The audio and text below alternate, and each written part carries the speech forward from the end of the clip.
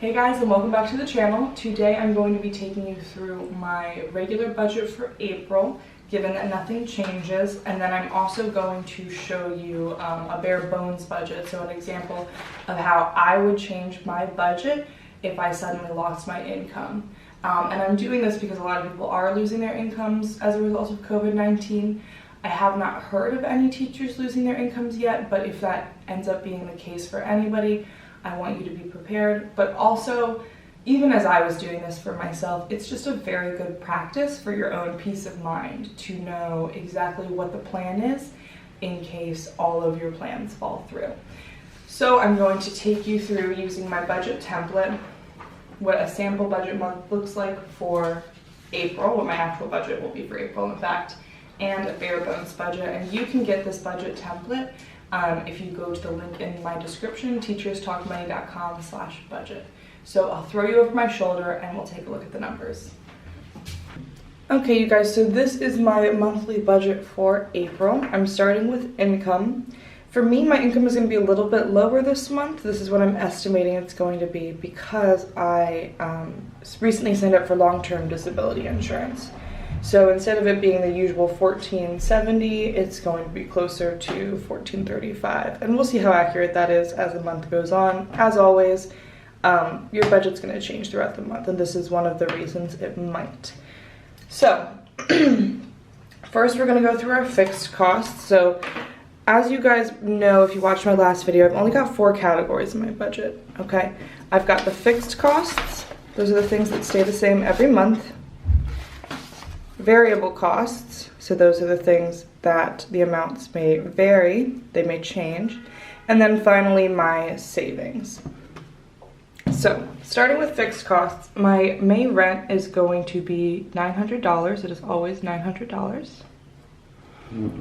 And that is going to be due on the 1st. My car and renter's insurance is always about $86. And that comes out on the 13th. My phone bill is $45. And I will pay that on the 15th of the month. And then for my subscriptions, that is $9, and that comes out of my account on the 21st. So let's total up all of these costs. 900 plus 86 plus 45 plus 9, and so my fixed costs are going to come out to $1,040, as they always do.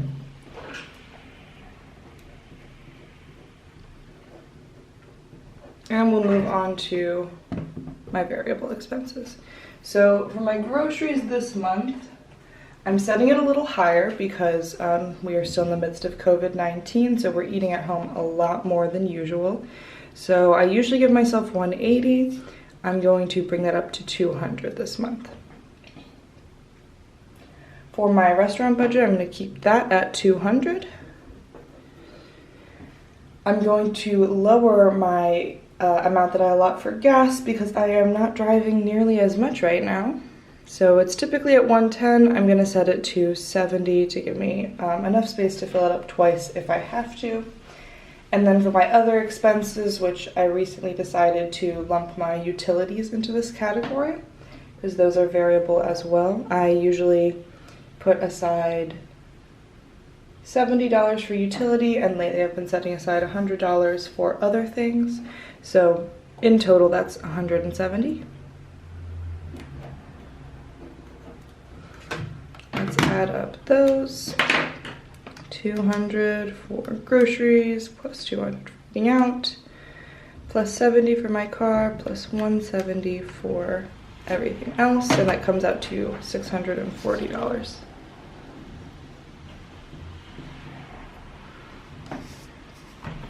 All right, and now we're gonna look at my savings.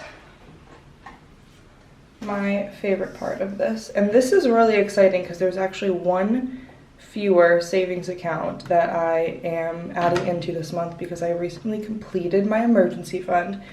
So I found a spare $200, which is what I was putting aside to my emergency fund to put towards anything else or other savings. So this month for my Roth IRA, I'm gonna deposit $600. That's my retirement account. For my gifts, I always put aside $60 a month because I have a big family and Christmas comes every December. For my travel fund, I'm putting aside $150.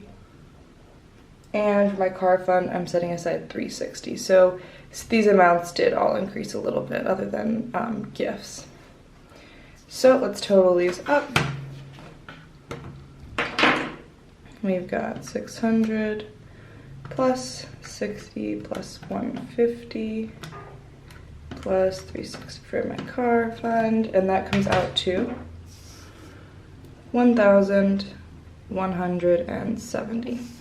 So now to make sure that this is all solid, we're going to total up all the amounts I have allotted and make sure that they are equal to or less than what I'm bringing in this month. So we've got 1,170 for my savings plus,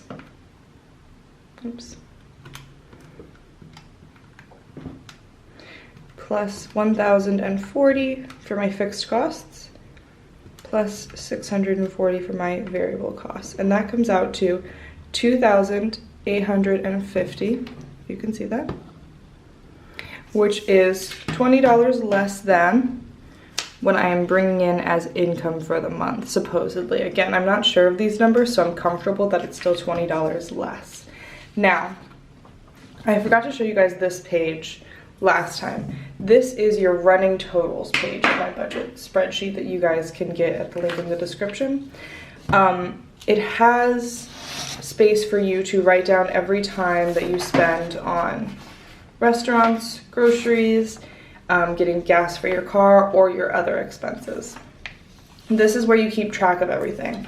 The way I set up my budget, you don't have to keep track of your fixed costs because they're always the same. You don't really have to keep track of your savings because that should always be the same as well. So the only thing you need to track, and this is kind of where people get bogged down in budgeting, is how they actually track their expenses, is your whatever categories you have for your variable costs, which for me is only 4. I think for most people it's probably going to be somewhere around 4 to 6. So it's not a lot to track. And you have space for that here. And my budget template comes with 2 of these pages in case you need extra space. So just so you know, this is as simple as it gets. You've got 3 categories plus your income, and then you only have to keep track of 1 of those categories. And that's the way I like it because it's much easier for me. Okay, now we're gonna go over a bare bones budget. This will be a sample of my bare bones budget for April 2020 because we're in the middle of COVID-19, so it's very likely that you or your family may have to make a bare bones budget. So here's how I set mine up. I have my emergency fund balance at the top. If I'm in an emergency where I'm not bringing in income, this is what I'm pulling from. So this is what I have to use as income in a way. So I'm not going to put down anything for income because in this theoretical situation I would have lost my income, but I still need to pay some of these fixed costs. So I still have to pay $900 for my rent. I still need to pay $86 for my car and renter's insurance, and $45 for my phone. All right, and I won't write the dates here for now, but that total is, do it with you guys, 900 plus 86 plus 45. That brings my fixed cost total to $1,031. Not that much less than before, because the only thing I was able to take out of this was my subscriptions. I donate to 2 things each month, small amounts, so that's the only thing I would really be able to cut out of my fixed expenses if I were doing a bare bones budget. Now let's look at the variable costs. The thing I took out of here entirely was the restaurants category, because if I'm not bringing in income, I do not need to be or want to be going to any restaurants. So let's set up a bare bones budget for my variable costs, I think I could reasonably get my groceries down to $150 and still be okay and fairly comfortable. Gas for my car, if I'm not taking in income, it means I'm probably not working. Probably don't need a lot, but to be safe so that I can fill it up twice, give myself $70. And then for other expenses, we're gonna go with, let's go with $25. I feel like that will cover anything that might come up and hopefully won't come up. So we've got $150 plus $70 for gas plus $25 for anything else that hopefully will not come up, and that brings the variable total to $245. So if we add up our variable and our fixed costs, and we will not be saving during this time because that is not a priority if you're not bringing in income. Your priority is making sure that you're surviving and that you can start getting an income soon. So we're gonna add up our variable costs at $245 plus $1,440, and that brings us to a total of $1,285 for the month. So I'm just gonna write that down here. Now, since my emergency fund has about $5,000 in it, and a bare bones budget is going to take me to $1,285, I believe that would help me last for 4 months. Let's check my math on that.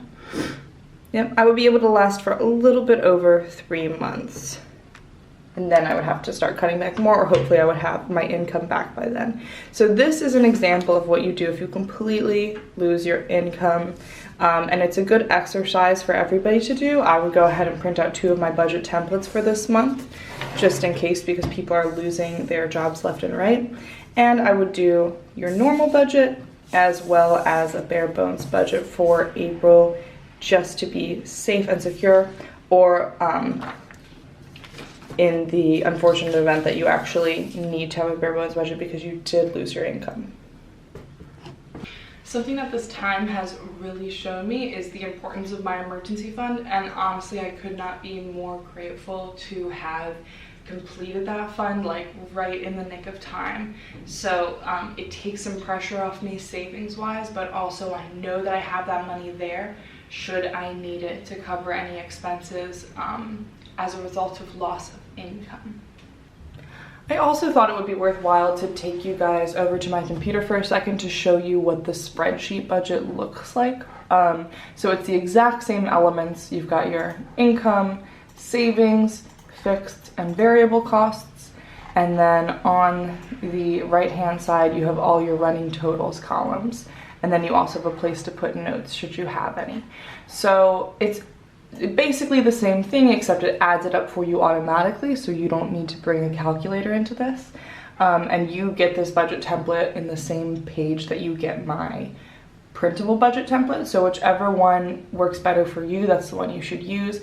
I personally use the spreadsheet version, and I just do the pen and paper versions to show you guys more easily in the videos. So honestly, it's whatever is makes more sense for you.